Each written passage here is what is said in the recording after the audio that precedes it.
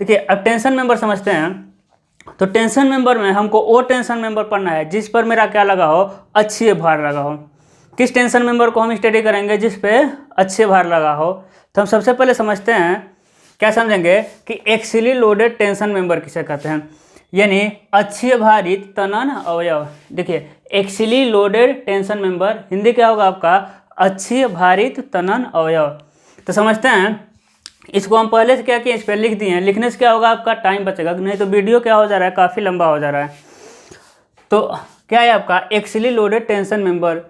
अब समझिएगा, यदि बल की क्रिया रेखा क्या होगा मेरा, बल की क्रिया रेखा मेंबर के सेंट्रॉइड के पास हो, यानी बल की क्रिया रेखा मेंबर के केंद्रक के पास हो, तथा जो बल का नेचर होगा किस नेचर का होगा मेरा, टेंशन नेचर का। ऑफिशियली हम पढ़ क्या रहे हैं आपका टेंशन मेंबर, तो फोर्स किस नेचर का चाहिए, टेंशन नेचर का। तो बल की क्रिया रेखा अवयव के केंद्र के पास हो तथा वो बल टेंशन मेंबर का होगा, तो उसे हम कहेंगे एक्सियली लोडेड टेंशन मेंबर। क्या कहेंगे हम, एक्सियली लोडेड टेंशन मेंबर। क्या लिखा है, यदि बल की क्रिया रेखा अवयव के केंद्र के पास हो और बल टेंसाइल नेचर का हो, तो उसे हम क्या कहेंगे, अक्षीय भारित तनन अवयव। क्या कहेंगे, अक्षीय भारित तनन अवयव। जैसे समझ लीजिए, इसी फिगर में समझ लीजिए, एक क्या हो गया आपका मेंबर हो गया, जिसकी चौड़ाई कितनी है बी, चौड़ाई कितना मिलेगा आपका बी मिलेगा, और मोटाई कितना मिलेगा इसका टी मिलेगा। तो देखिए लोड को कहाँ लगाए हम, उसके अक्ष पे, है ना। जैसे समझिए, एक क्या हो गया आपका स्क्वायर हो गया, एक क्या हो गया इसका अक्ष, तो फोर्स को कहाँ लगाएंगे हम, अक्ष पे, है ना। तो क्या हो गया आपका एक्सियली लोडेड टेंशन मेंबर, यानी हमको स्टडी ही उस मेंबर का करना है जिस पे लोड कहाँ लगा हो, उसके अक्ष पे लगा हो। अब समझते हैं, उसके बाद हमको समझना है ग्रॉस एरिया। क्या समझना है हमको, ग्रॉस एरिया। तो देखिए क्या लिखा है, अवयव के काट के बिना होल बनाए जो क्षेत्रफल होता है उसे सकल क्षेत्रफल यानी ग्रॉस एरिया कहते हैं। ग्रॉस एरिया आप पढ़ेंगे तो स्टील टेबल, आप जाएंगे स्टील के लास्ट में जाएंगे तो उसमें क्या मिलेगा आपको, स्टील टेबल मिलेगा। तो स्टील टेबल में जो एरिया दिया रहता है वो कौन सा एरिया होता है आपका, ग्रॉस एरिया। कौन सा एरिया होता है आपका, ग्रॉस एरिया, ठीक है। समझिए, तो क्या हो गया, ग्रॉस एरिया क्या किसे कहते हैं, अवयव के काट के बिना होल बनाए क्षेत्रफल होता है उसे क्या कहते हैं, सकल क्षेत्रफल कहते हैं, जैसा कि स्टील टेबल में दिया होता है। जैसे देखिए, एक क्या हो गया, एक मेंबर हो गया जिसकी चौड़ाई कितना मिला बी, मोटाई कितना मिला टी मिला। तो इसका सकल क्षेत्रफल कितना, यानी ग्रॉस एरिया कितना है, बी गुणे टी, कितना मिलेगा इसका ग्रॉस एरिया। देखिए इसको हम एजी दिखा दे रहे हैं, एजी से क्या हो जाएगा आपका ग्रॉस एरिया, कितना मिलेगा बी गुणे टी, यानी उसका कुल क्षेत्रफल क्या होगा आपका ग्रॉस एरिया। अब इस कितना फोर्स ले लेगा, ए मेंबर कितना फोर्स लेगा, तो फोर्स इक्वल टू क्या होता है, स्ट्रेस इंटू एरिया, यानी बल गुणे प्रतिबल, है ना।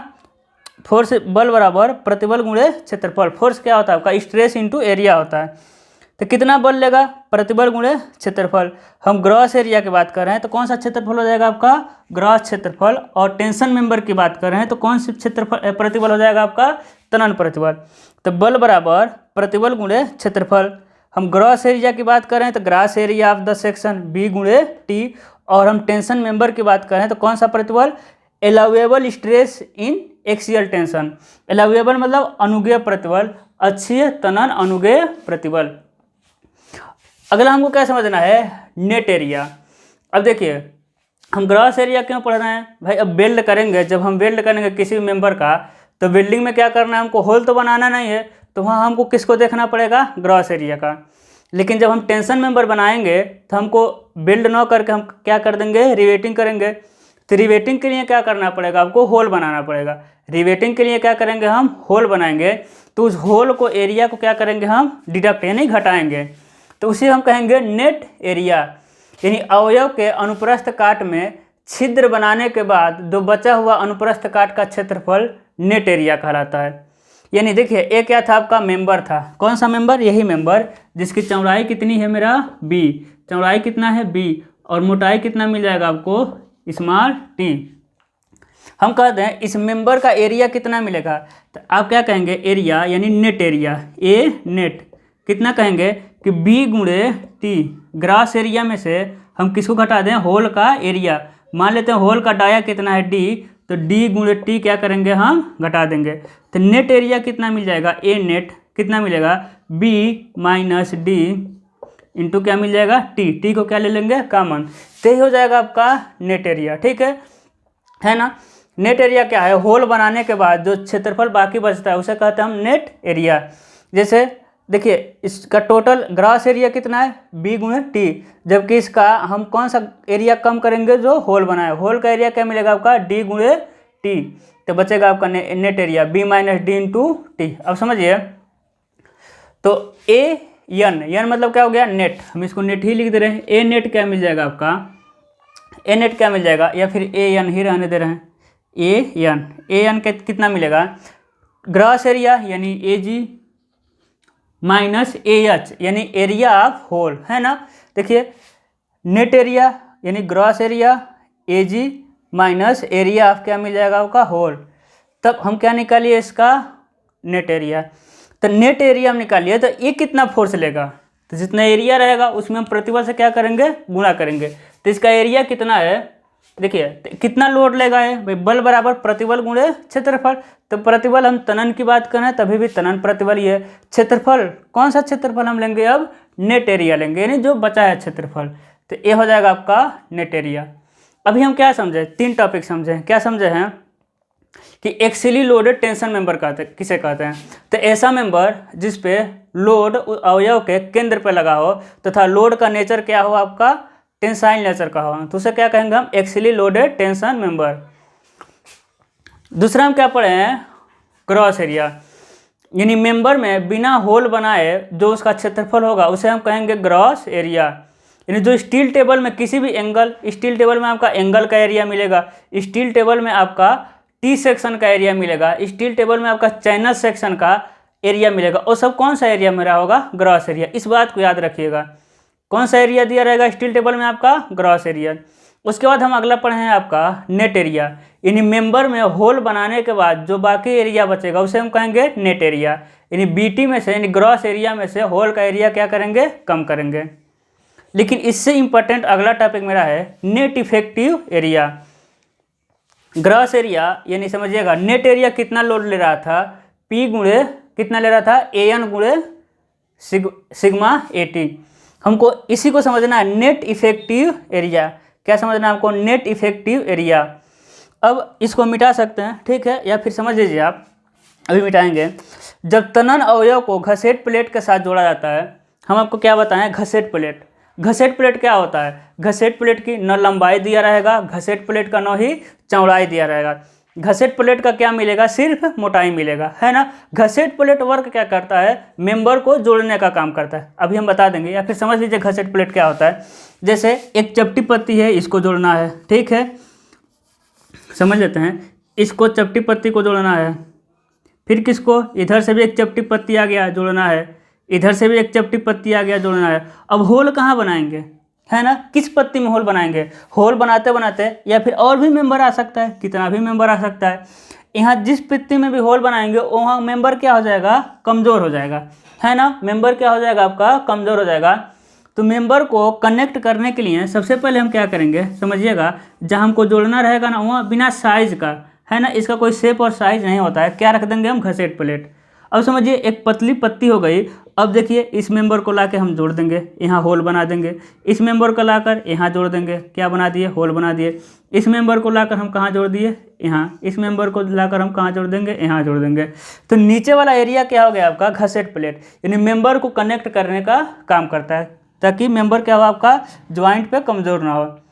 तो समझिएगा नेट इफेक्टिव एरिया, ठीक है। अब नेट इफेक्टिव एरिया क्या होता है, जब तनन अवयव को घसेट प्लेट के साथ जोड़ा जाता है और जोड़ने के बाद उत्केंद्रता कार्य करने लगती है, तो नेट एरिया को उत्केंद्रता के प्रभाव के कारण कुछ संशोधन करते हैं, और यह संशोधन जो संशोधित क्षेत्रफल हमको मिलता है उसे कहते हैं नेट इफेक्टिव एरिया। उसे क्या कहते हैं नेट इफेक्टिव एरिया। आपको नहीं समझ आया होगा, अभी आ जाएगा, समझिएगा क्या कह रहा है कि नेट इफेक्टिव एरिया क्या कह रहा है कि देखिए अभी हम मेंबर मेरा क्या था सिंगल मेंबर, अभी हम नेट एरिया किसकी बात किए थे सिंगल मेंबर। लेकिन क्या होगा जब मेंबर को हम घसेट प्लेट के साथ जोड़ेंगे तब क्या कार्य करेगा आपका उत्केंद्रता कार्य करेगा। क्या कार्य करेगा उत्केंद्रता। उत्केंद्रता के प्रभाव में मेंबर क्या होगा आपका, लोड लेने की क्षमता क्या करेगा, कम करेगा। तो उसी को हम क्या करेंगे, कुछ संशोधन करेंगे, और संशोधन करने के बाद जो हमको क्षेत्रफल मिलेगा उसे कहेंगे नेट इफेक्टिव एरिया। क्या कहेंगे हम, नेट इफेक्टिव एरिया। समझते हैं, आई होप आपको ये समझ आया होगा। Axially loaded tension member, gross area या फिर नेट एरिया। अब समझिएगा हम क्या समझना है हमको, नेट इफेक्टिव एरिया। ठीक है,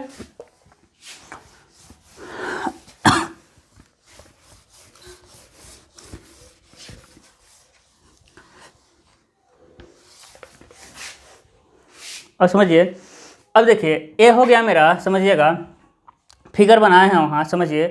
देखिए ए क्या हो गया आपका, घसेट प्लेट। ठीक है, ए क्या हो गया आपका, घसेट प्लेट। इधर भी हो गया आपका घसेट प्लेट। ठीक है,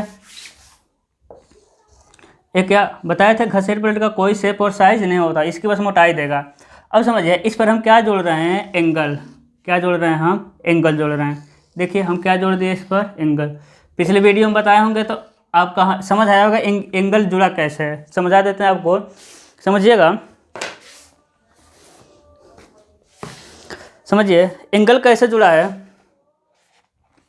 देखिए एंगल कैसा जुड़ा है, इस तरह जुड़ा है। एंगल कैसे जोड़े हम, इस तरह, है ना। देखिए तो क्या दिख रहा है आपका, क्या दिखेगा, ऊपर देखिए इसकी मोटाई, मोटाई मतलब इसकी मोटाई, नीचे जो दिख रहा है ये चौड़ाई दिख रहा है। ठीक है, एंगल जोड़ दिए, किधर, उधर हम घसेट प्लेट से।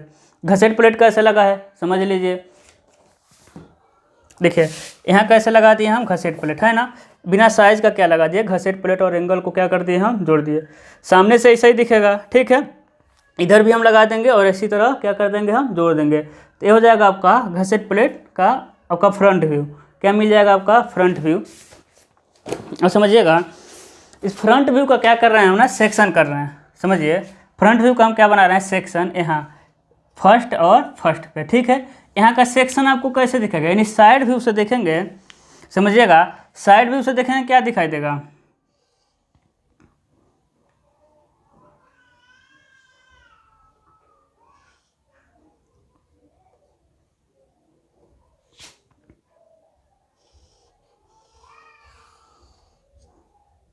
देखिए साइड व्यू से देखेंगे क्या दिखाई देगा, समझिए क्या दिखाई देगा, इसकी मोटाई दिखाई देगा। किसकी मोटाई दिखाई देगा, समझिएगा साइड व्यू से देखेंगे तो किसकी मोटाई दिखाई देगा, इसकी, यानी एंगल का, है ना। क्या दिखाई देगा आपका, एंगल का। हम लोड कहाँ लगा रहे हैं, लोड लगाएंगे इसके अक्ष पे। ठीक है, क्या लगा दिए हम, पी। क्या लगा दिए हम, पी लोड। तभी तो हम कहेंगे एक्सियल, क्या कहेंगे, axially loaded tension member. Load को कहाँ लगा दिया, सेंटर पे। अब समझिए लोड कहाँ लगा है, इसके सेंटर पे। ठीक है, जब तक लोड सेंटर पे लगा है मेरा कौन सा आपका होगा, एक्सियली लोडेड टेंशन मेंबर। लेकिन समझिएगा, समझिए इसको एंगल ना मान के हम समझाने में आपको आसानी होगा। इसको हम क्या मान ले रहे हैं, चपटी पत्ती। देखिए यहाँ दिया है, ये क्या है आपका, चपटी पत्ती। तो उधर से देखेंगे तो क्या दिखाई देगा आपका, चपटी पत्ती का मोटाई। क्या दिखाई देगा आपका, चपटी पत्ती का मोटाई। समझिए फिगर में आपका चपटी पत्ती दिया है, इधर क्या हो गया आपका घसेट प्लेट, उधर से हम क्या जोड़ दिए, चपटी पत्ती, सिर्फ इसी आकार का जोड़े हैं। अभी हम एंगल की बात करेंगे। समझिएगा क्या जोड़ दिए हम, चपटी पत्ती, इधर भी क्या जोड़े हैं हम, चपटी पत्ती। अब समझिएगा चपटी पत्ती जहाँ नहीं जुड़ा है, काट के देखेंगे क्या दिखाई देगा, सिर्फ इसकी मोटाई दिखाई देगा।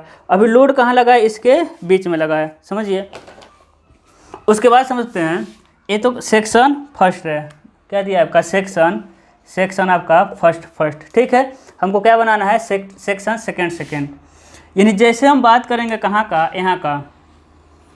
यहाँ का यक्स, यानी 2 का। ठीक है, कहाँ की बात करेंगे, सेक्शन 2 का। अब समझिएगा सबसे पहले क्या दिखाई देगा आपको, घसेट प्लेट। क्या दिखाई देगा, घसेट प्लेट, है ना। यहाँ क्या दिखाई देगा, एक घसेट प्लेट भी दिखाई देगा। यहाँ घसेट प्लेट दिखाई देगा नहीं, यहाँ सिर्फ क्या है आपका, चपटी पत्ती की मोटाई दिखाई देगा। यहाँ क्या दिखाई देगा, घसेट प्लेट, उसके बाद क्या दिखाई देगा आपका, चपटी पत्ती। अभी समझिएगा अभी भी मेरा फोर्स कहाँ काम करेगा, अभी भी मेरा फोर्स कहाँ काम करेगा, उसके सेंटर पे। ठीक है, अभी भी फोर्स कहाँ काम कर रहा है, फोर्स तो वहीं काम करेगा, फोर्स जहाँ लगा दी है वहीं काम करने वाला है।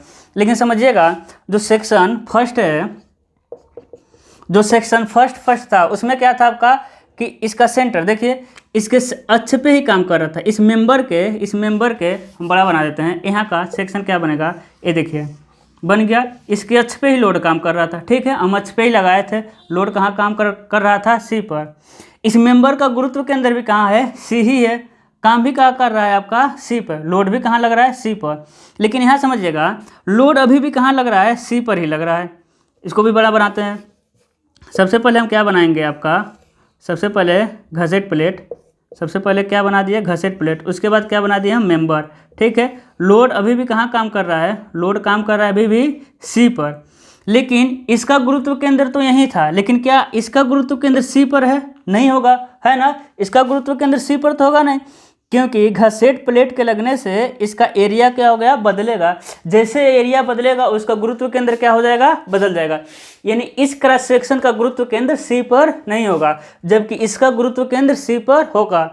जैसे ही इसका गुरुत्व केंद्र कहाँ आ जाएगा, मान ले रहे हैं इसका गुरुत्व केंद्र कहीं और आएगा, यहाँ गया यानी सी डैश पे। जैसे गुरुत्व केंद्र मान लीजिए सी से कहाँ गया, सी डैश पे, गुरुत्व केंद्र के चेंज होने से क्या मिल जाएगा आपका, उत्केंद्रता उत्पन्न होगा। क्या उत्पन्न होगा आपका, उत्केंद्रता। यानी जैसे मेरा मेंबर में उत्केंद्रता उत्पन्न हुआ, मेंबर का लोड लेने की क्षमता क्या हो जाएगी, कम हो जाएगी। क्लियर हुआ होगा बात। जैसे ही मेंबर में क्या होगा आपका, बेंडिंग, यानी जैसे उत्केंद्रता आएगा तो बेंडिंग आएगा, ठीक है। जैसे मेंबर में उत्केंद्रता उत्पन्न होगा, इसेंट्रिसिटी उत्पन्न होगा, वैसे मेंबर का लोड कैरिंग कैपेसिटी क्या हो जाएगा आपका, डिक्रीज हो जाएगा। तो जितना लोड कैरिंग कैपेसिटी डिक्रीज हो जाएगा उसी को क्या करेंगे हम, मॉडिफाई करेंगे, और उस मॉडिफाई करने के बाद जो मेरा एरिया बचेगा, जो मॉडिफाई करने के बाद एरिया मिलेगा, उसे हम क्या कहेंगे, net effective area. I hope आपको समझ आया होगा। इतना बेसिक था